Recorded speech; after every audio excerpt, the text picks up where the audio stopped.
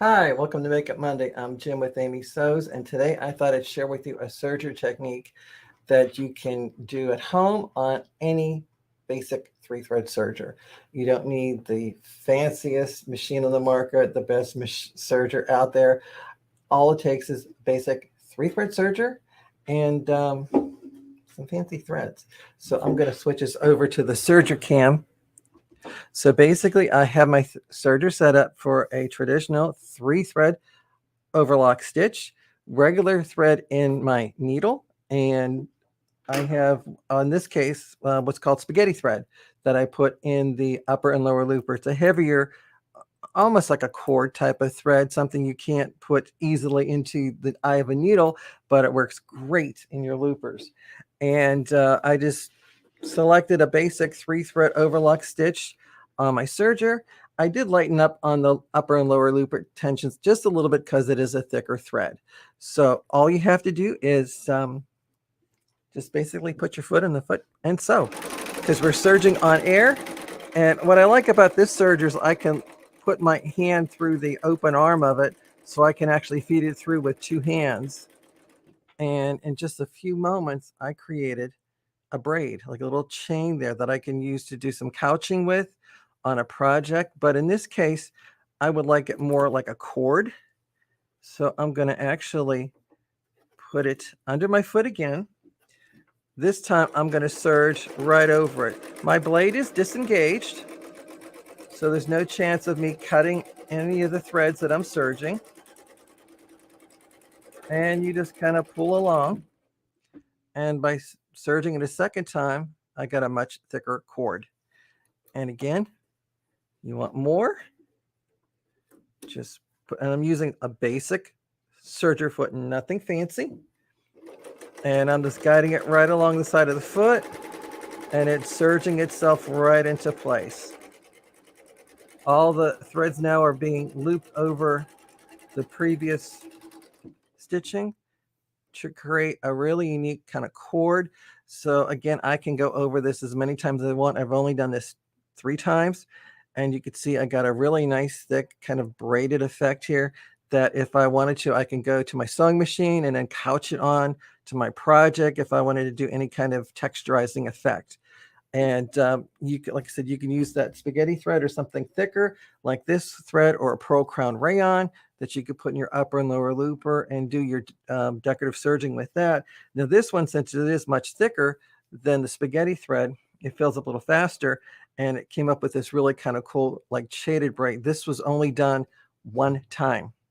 So this was serged once, then I did take it back to the machine, serged over it a second time to create a thicker one, and then did it a third time to create an even thicker cord that you can do all kinds of different techniques with it. Again, embellishments with your sewing machine.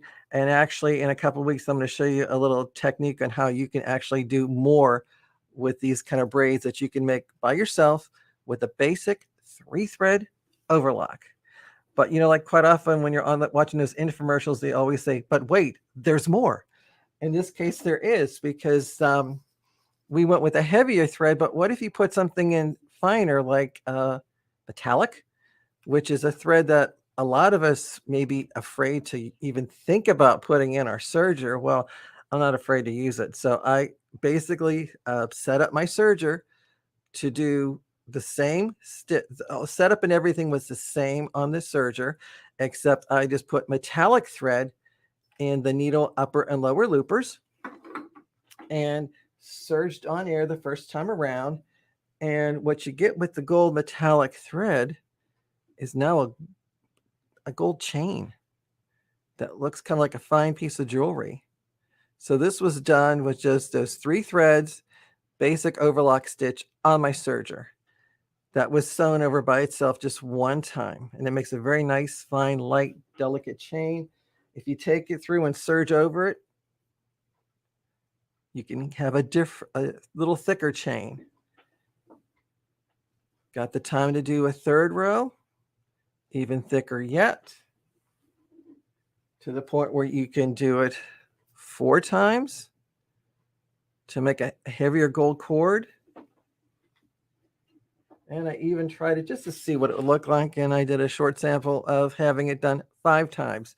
So if you're going to do some kind of metallic work like that, you can choose your gold thread, or like I showed earlier, just using the heavier cord, that you could do a nice heavier braided effect like that, or cord.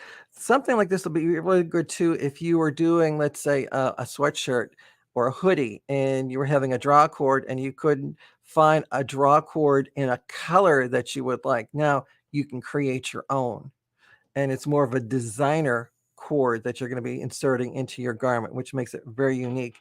And the metallics, well, maybe you might want to make jewelry.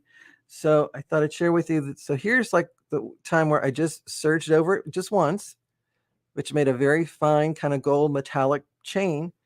And if you have a large eye needle and some pearls, you can just string some pearls along it, and you can make a nice little designer necklace just by stringing some pearls. Now, to make it more secure, you may want to go and add a little touch of glue just to glue them in place.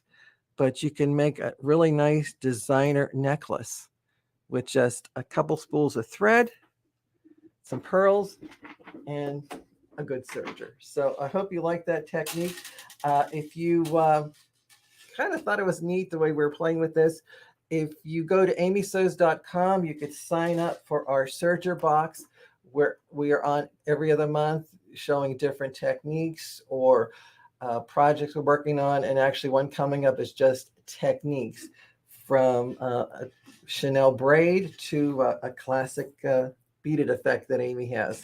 So be sure to go to the website, amysews.com, to find the information about there, because the Serger box is open for enrollment. So you can sign up for that. If you're interested in the kits, there'll be a waiting list for that, but you could look into the site. It'll give you all the information you need about that, as well as for the scan and cut boxes that we're currently doing on those. That's also open, as well as Sharon's Tea Towel of the Month. So you're welcome to go and sign up for any of our online classes like that. And if you happen to like this class, you'd like to take a class with me hands-on, if you go to the sewingexpo.com website, I'm on the staff of the original Sewing Quilt Expo, and I have a whole series of classes going on there, traveling maybe in a state near you. So be sure to go and check that website there for information. And I hope you like our technique, and be sure to watch us for every Make It Monday we have here. And be sure to go to amysews.com and sign up for the mailing list to learn all about the newest things we got going on in the shop. So I hope you like that. Be sure to tell a friend. And just remember, the more you know, the more you'll sew. Take care.